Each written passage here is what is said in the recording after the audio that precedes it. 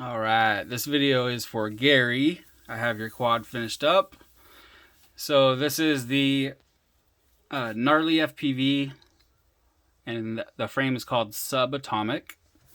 And I was looking on their website, and I noticed that they have a Subatomic 2 that's out. I think I don't know if it's out. Maybe it's coming. But I was just looking on there, and it says out of stock, but it looks like it's a bigger frame than this. I'm not sure what size. I guess I should have checked before I did this video, but yeah, it's a bigger size. This is for 40 millimeter props, so you can tell it's super tiny, and really cool. I mean, Gnarly FPV is always making awesome frames. I love the little details that they do, like recessing the holes and stuff like that. This totally reminds me of like a one of those Armatan frames, like a gecko or a tadpole or some shit, but way smaller. Probably because they got the aluminum up here for the camera mount. But yeah, pretty sweet. They got some printed pieces, so the back piece that holds the top plate up and the antenna goes through. It's got holes here, and it has these slots on the side too, and I think that they meant that to be for maybe the battery cable, but I didn't run it that way just because.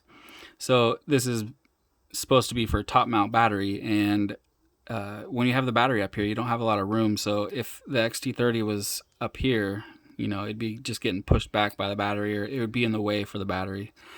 And all I have today to try out is a 452S, but you're gonna want to use probably a 350 or a 300. I would probably use a 300. You probably wouldn't get as long of flights, but you'd get a little bit more power. But yeah, this 450 is quite long on there. For the parts, so you have, for the motors, you have the Hyperlight 1103.5, and these are the 12,022 kV. And you have the JH-EMCU 13 amp all-in-one. That's 16 by 16 mounting size. Pretty cool little board. It's my first time really checking it out. Let's scooch in a little bit. There we go. Yeah, a little 16 by 16 all-in-one, 13 amp. Pretty cool. Inside of here, you also have a Crossfire Nano and a TBS Pro 32 Nano and a Runcam Nano Racer 2.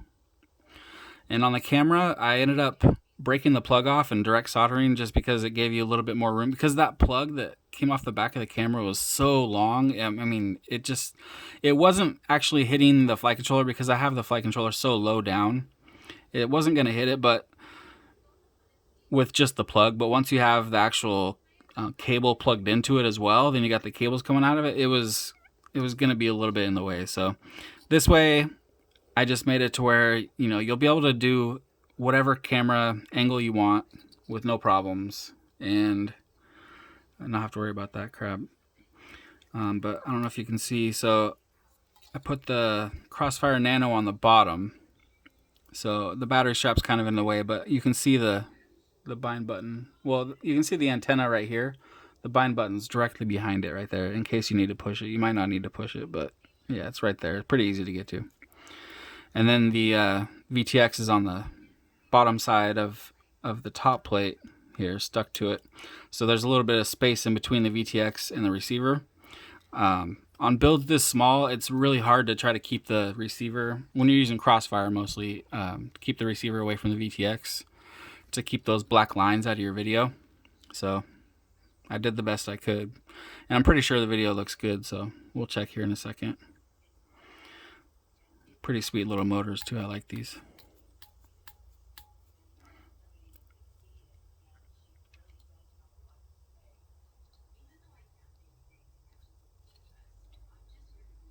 So yeah, anyways, let's put this battery on here.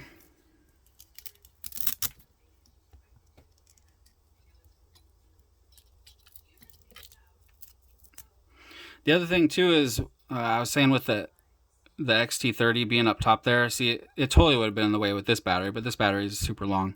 But I put it down on the bottom here because it's just better for the XT30 to be able to bring it down if you needed to, you know. And then the antenna, you know, it's just another thing with these super tiny quads. It's like you just don't have spots for things. So it's pretty good how it is. It should be good. I was thinking about maybe running a zip tie to hold the XT30 up. Zip tie it to this back piece, but I don't know. We'll see. So let me get my radio out. I already have it bound up to my radio.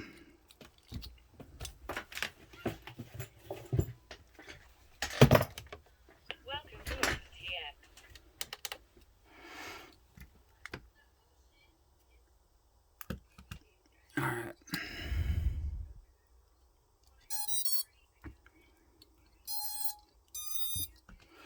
There's video. And the radio is on and it's bound, so you can see there's no black lines at all. The video looks really good, actually. Let's arm it real quick. Yeah, no lines at all. Alright, let's do a little hover.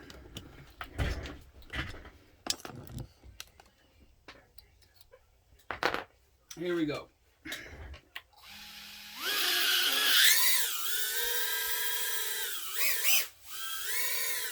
It's got a nice little punch to it.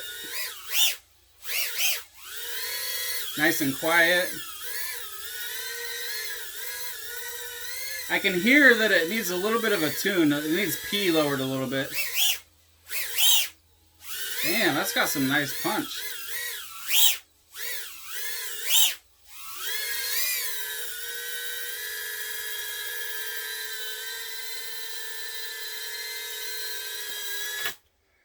It's so cool. I love it.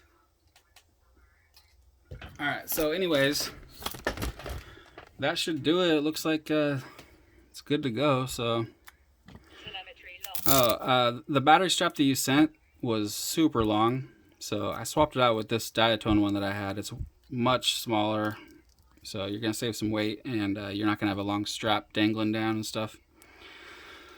So yeah, there you go, man. It looks awesome.